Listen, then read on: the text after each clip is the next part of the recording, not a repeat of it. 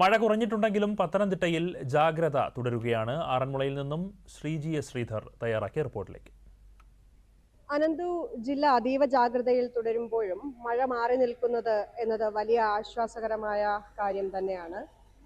ജില്ലയിൽ 100-ലധികം ക്യാമ്പുകൾ പ്രവർത്തിച്ചു വരുന്നുണ്ട്. തിരുവല്ല താലൂക്കിലാണ് ഏറ്റവും കൂടുതൽ പേരുള്ളത്. മൂഴിയാർ ഡാമിന്റെ ഷട്ടർ തുറന്നിട്ടുണ്ട്. തിരുവല്ല നഗരത്തിൽ ഉൾപ്പെടെ താഴ്ന്ന പ്രദേശങ്ങളിൽ വെള്ളം കയറിയിട്ടുണ്ട്. ആറന്മുളയിലും ജലനിരപ്പ് താഴ്ന്നിട്ടില്ല.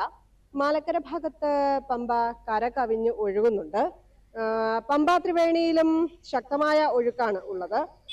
ജില്ലയിലെ ഏറ്റവും വലിയ ഡാമായ കക്കിയാനത്തോട് ഡാമിൽ ഏതാണ്ട് 46.9% ജലമാണ് നിലവിലുള്ളത്. ജില്ലയിൽ ആശങ്കാകരമായ സാഹചര്യങ്ങൾ ഒന്നും തന്നെ നിലവിലില്ലെങ്കിലും അനന്തു, ജില്ല അതീവ ജാഗ്രതയിൽ തന്നെ തുടരുകയാണ്.